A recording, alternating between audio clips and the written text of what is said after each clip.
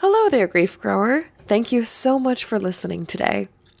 I'm taking a break from full-length podcasting at the moment and gearing up for Season 4 of Coming Back, which premieres on September 5th, 2018. But in the meantime, I wanted to bring you some never-before-heard clips from Season 3's interviews. These are snippets from my conversations with guests on the show that didn't make the final cut for the episode, but contain some wisdom or comfort or laughter that I really wanted to share with you. This week, I'm sharing a hilarious and super true sentiment from Devine, who's the founder of Refuge in Grief. We talked about the value of support groups during our interview in episode 41 of Coming Back, but as you'll hear from her comments, support groups aren't always right for everyone. Take a listen. I remember the Young Widows group I went to, which is hilarious that I even went to because I am such a affirmed non-group person. I'm more of a group person now than I was back then, but to go to sort of a support groupy type thing was completely out of character.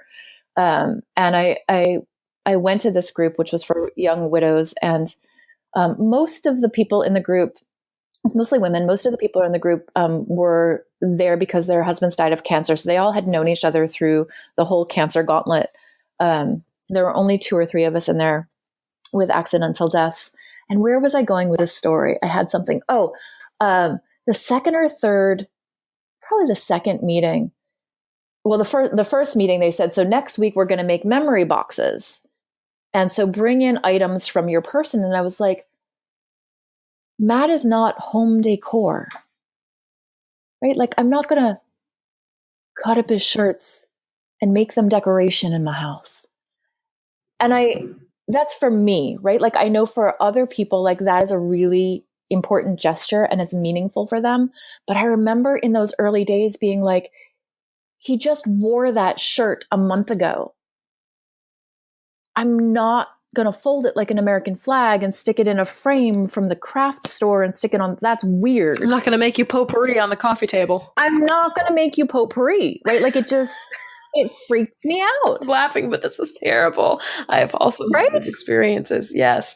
Where I'm like, I'm not ready to put you on the wall. Exactly. I am not ready to quote unquote memorialize you. You were just fucking here, not doing the dishes, right? What's the deal?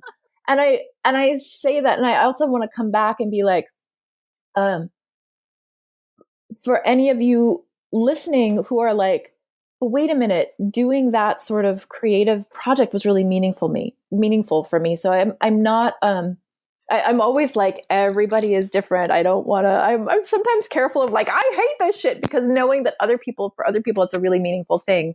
And for me, I think what's really important is like sovereignty, right? Like what works for you doesn't necessarily work for someone else. And we can respect what feels healing and nurturing to somebody else and not want to do that for ourselves, right? There's so much, you should try this in your grief and you should do this over here. And there's not a lot of room for breathing into what feels right for you without somebody else taking it as sort of an attack on, but this is what I'm like.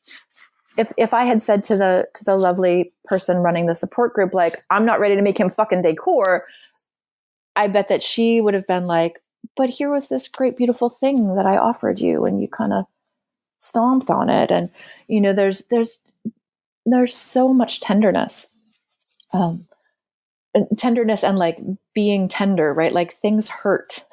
Yeah. And, you know, I do remember sitting in that support group and watching some of the women who had been together for a long time through the whole cancer thing, and through their partner's illnesses. And, they loved that exercise. And I could recognize that. And like, I didn't sit there in the group and be like, y'all are dumb. Because I could see the difference there of like, this does not work for me in any way. And I appreciate that this is so meaningful to somebody else over here. Perhaps this is not the group for me.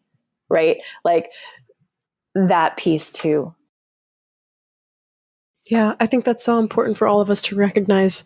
And I say this a lot here on Coming Back is that first, you never know what somebody else is going through in terms of what they lost, but you also don't know how they want to process it. And this is such a big reason why I bring guests and other folks like you onto the show, because I processed my grief my way, and everybody else that I bring on processes their grief in their way. And whether or not, the day after the loss, they're in a support group, they're reading the book, they're blah, blah, blah, or they need a year to go on a hike. And then that still didn't really work. And so they're kind of fumbling around in the dark this way. And just all the different ways in which we want to come back from this, which is why I think it's so important to continue to hear the stories of other people. I hope you enjoyed this In the Meantime episode of Coming Back. Stay tuned for more of these interview tidbits in the weeks between now and the Season 4 launch in September. If you'd like to listen to the full conversation I had with Meg and Devine, go back and listen to episode 41 of Coming Back, which is called Refuge in Grief. If Coming Back has changed how you see grief, loss, or death, please consider supporting this podcast on Patreon. Now is a wonderful time to support the show because between now and August 31st, I am hosting a giveaway for all Patreon supporters. So anyone who's already a patron on Patreon or pledges to become one before the last day of August is automatically entered to win 2 books I featured on Season 3 of Coming Back. The first one is Grief Works by Julia Samuel, who is on episode 42 of Coming Back, and the second is You Are Not Alone by Debbie Augenthaler, who was on episode 45 of Coming Back. In addition to winning these 2 books, I will also be sending along a set of Coming Back podcast stickers and a handwritten thank you note expressing my gratitude and love for your support of this show. You can find a link to my Patreon page where you can pledge and enter to win for as little as $1 per month in the show notes. Also in the show notes this week are some wonderful ways you can stay in touch between now and Season 4. First of all, you can join me live next week on Monday, July 30th at 7 o'clock Central Time. This is my monthly chat room style space to answer your questions on grief and loss and provide a little exclusive time for the biggest supporters of this show. There's also another one of these events happening on August 27th, also at 7 o'clock p.m. Central, so check out the show notes for that link. And you can also join me in March of 2019 for the Bereavement Cruise. So many of you have signed up and registered for this cruise already, but space is still filling up. And if you're on the fence about joining, click the link in the show notes this week to fill out an interest form, no obligations at all, about coming on board. I would absolutely love to set sail with you and meet you in person. You can find links to all of these events, of course, in the show notes or by visiting my website, shelbyforsythia.com. You can also check out episode 52 of Coming Back if you'd like to listen to me talk about the details of the Patreon giveaway, a little bit more on the authors and the books you'd be winning, and all the places I'll be between now and Season 4 of Coming Back.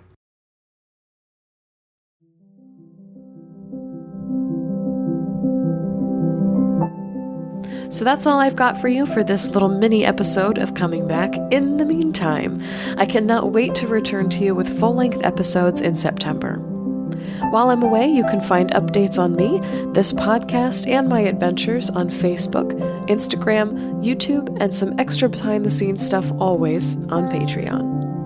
If you'd like to leave a question, comment, or guest suggestion for a future episode, leave a voicemail or text 312-725-3043 or email me at shelby@shelbyforsythia.com, subject line podcast. As always, my beautiful grief growers, it was amazing sharing this space and time with you today. I see you, I am proud of you and the work that you're doing in the world, and I love you. Because even through grief, we are growing.